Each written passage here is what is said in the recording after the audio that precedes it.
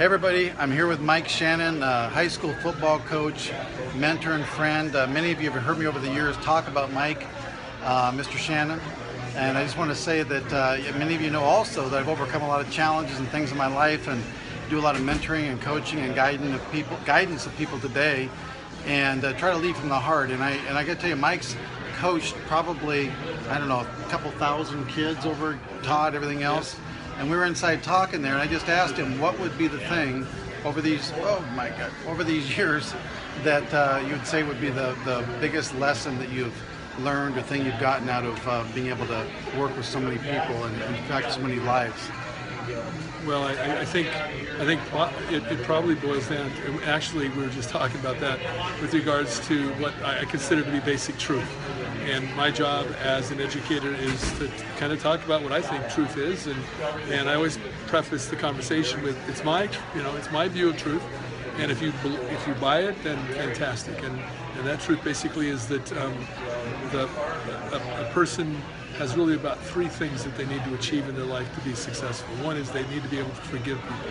They need to practice forgiveness and being able to accept the fact that people make mistakes.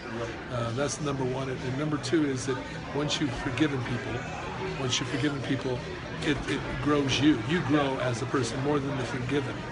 And some of my students don't understand that, but the idea of being unburdened and being free to be it creates a strength in you that you can forgive. And I guess the other thing, the two things, would be respecting everybody regardless of who they are, where they come from, and that every human being has value. And those are what I consider to be basic truths. And I don't think, I think hopefully most of my students came away with those basic ideas, and hopefully I modeled that.